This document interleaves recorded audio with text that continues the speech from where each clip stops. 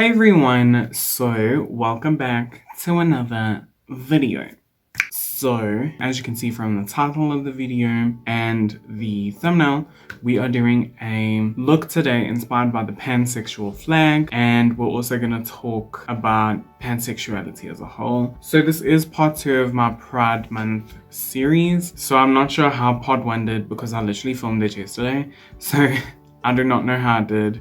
Hopefully it did well. Hopefully you guys enjoyed that. Hopefully you guys are okay with me doing a Pride Month, like special series, whatever you want to call it. Yeah, so this is going to be a lot like my other history and makeup videos where I am doing the look and then I'm talking in voiceover just to sort of like, oh my gosh, these dogs.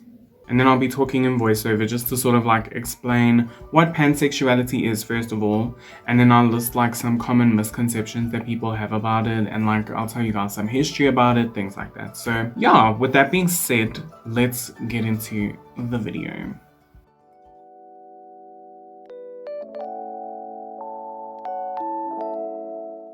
So here's a definition of what pansexuality means. Pansexuality is the attraction to people regardless of their gender. Pansexual people are sexually attracted to people of every gender identity. People of any gender can identify and do identify as pansexual. Some people use the terms bisexual and pansexual interchangeably, but there are distinctions between the two. Pansexuality and bisexuality are very similar, but they are not the same.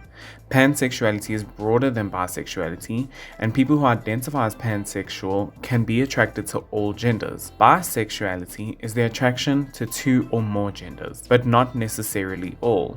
People who identify as bisexual may be pansexual, but not necessarily. Some people prefer to identify as bisexual even if they may be pansexual, simply because the term bisexual is more commonly recognized. There are other names for pansexual. Some people prefer the term omnisexual to pansexual. Some people feel that the term pansexuality implies that their attraction to people has nothing to do with gender, and people who prefer the term omnisexuality are attracted to people of all genders, but they find that gender is still a factor in their attraction. Both pan and omni means all, and the distinction between omnisexual and pansexual is hazy, but some people use them interchangeably. Then we have pansexuality and polysexuality. So pansexuality is broader than polysexuality as well. Unlike bisexuality, polysexuality specifically implies that there are some genders to which the person is not attracted to. Poly means many, but not all. For example, someone who is polysexual may be attracted to every gender except for women. Meanwhile, a pansexual person is attracted to men, women, non-binary people, and any other gender identity. Now let's talk about some misconceptions about the pansexual community. Some people assume that attraction to all genders implies that pansexual people act on their attraction more frequently than others. This can lead to the stereotype that pansexual people are promiscuous. However, just as with heterosexuality or homosexuality, pansexual people are individuals. Any given pansexual person will have their own preference for the amount of sexual activity they want, and they may also prefer to remain celibate. Furthermore, these stereotypes of promiscuity cause some people to accuse pansexual people of being less likely to remain monogamous. This is untrue as well. Pansexual people are just as likely to prefer monogamy as hetero or homosexual people. Pansexuality is not the same as polyamory. The attraction to all genders is not connected to the preference of multiple partners. How pansexuality works in relationships. Pansexual people are attracted to all genders, so any given pansexual person can find themselves in a wide variety of relationships. These relationships may be straight passing, or they may be obviously non-heterosexual. Regardless of their partner's gender, a pansexual person remains pansexual. They do not experience straight passing privilege. Instead, they may experience microaggressions as their sexuality is ignored or dismissed. As with every relationship, it is important for anyone partnered with a pansexual person to discuss boundaries. Neither partner should make any assumptions about things such as monogamy, sexual acts, or general preferences. Every pansexual person is different and has their own preferences. Now, this is just like some advice or, tips for if you are thinking that you're pansexual and you want to come out, these are some tips. If you choose to come out, you can explain pansexuality as being a natural attraction to people regardless of gender. Some pansexual activists use the phrase hearts not parts to explain their orientation. While the phrase is reductive, it can be a useful tool when talking to people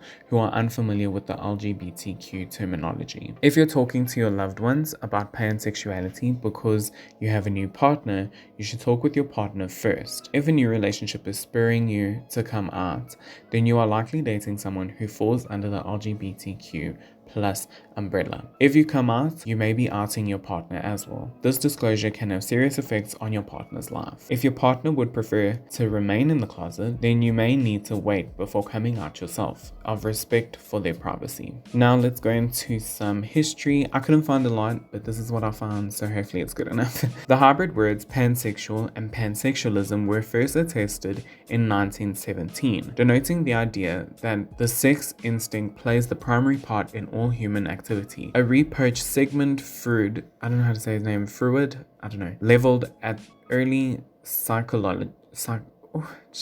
A research Sigmund Freud leveled at early psychology. In a 1952 speech, Pope Pius said that the pansexual method of psychoanalytic therapy went against Christian values. Around the 1980s, pansexual meant a person who is interested in a wide variety of sexual experiences, which obviously is not true today, but that was the 80s. Probably the first modern day usage of the term was in 2002, when the Live Journal community I Am Pansexual proclaimed in its first post. This community is for pansexuals. As described in the user info, pansexuals love people of all genders, male and female, but unlike bisexuals, pansexuals love transgendered, androgynous, and gender fluid people who don't fit into the categories of male or female. In 2008, published article questioning gender and sexual identity dynamic links over time had an interview with a pansexual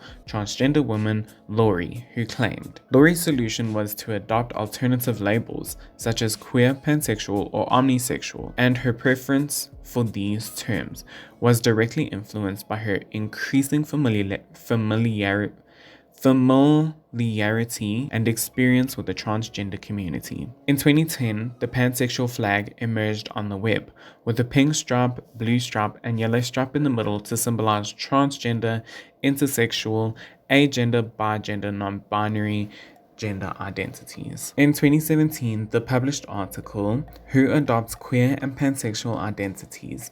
There was research and theory about what makes people identify pansexual instead of bisexual. What types of non-heterosexual individuals adopt queer or pansexual identities? It stands to reason that queer and pansexual labels are most frequently adopted by those who experience sexual attraction to more than one gender. In this case, queer and pansexual populations would be similar in sexual/romantic attraction and sexual behavior to those who are bisexual identified, with their differences having more to do with their sexual politics than their sexual orientation purse. The article, The Pansexual Revolution, How Sexual Fluidity Became Mainstream from 2019, summarizes, labels such as pansexual do not capture a specific sense that fancying someone is just about gender. So these were just like articles that I could find about pansexuality and things like that.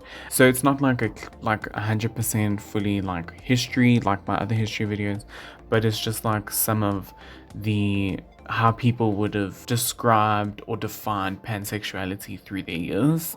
So yeah. Okay, so as you can see, the makeup is done and I cannot tell you how happy I am with this. That's fine. Look at this. Anyways, I will say that the blue I used is a little too pastel and the pink as well. They're both a little bit more pastel than the flag itself. So yeah, I did try my best to match the colors as well as I can. But yeah, as you can see, it's not like a direct color match. But yeah, I'm like so incredibly happy with how this looks. Oh my goodness. It's not like completely symmetrical, and I see that, but it's just, I can't tell you. I wanted to do this one now because I was stressed about it being not good. So I was like, let me do this one. And then if it turns out unsymmetrical and bad, then at least the rest of the looks, I can like turn them out and then everyone will be like, oh, Kenan actually can do makeup. So I know it's like really weird, but anyways, I'm really, really happy with how this turned out. I think you'll agree. If you don't agree, you're lying. You're a hater, period. I hope this video was helpful. I hope it was entertaining, and I hope it was informative. I did speak about it in my previous video, but like, I want these videos for Pride Month to be informative. I want people to learn something about the LGBTQIA+ community, because people have so many misconceptions about the community as a whole. Like, I want this month to be educational, and I want people to learn something new that they didn't know. So if you did learn something new, I love that, and I'm very happy about that, and I can't wait to do more videos, because I always think it's important to know the backgrounds of things and like the history behind things and things like that. So I hope I've done the pansexual flag proud. I hope this look is good enough. I hope this video was entertaining. I hope you enjoyed it. I hope it was informative, like I said. And yeah, I hope you guys have a great morning or evening or night. And I can't wait to see you next time. Bye.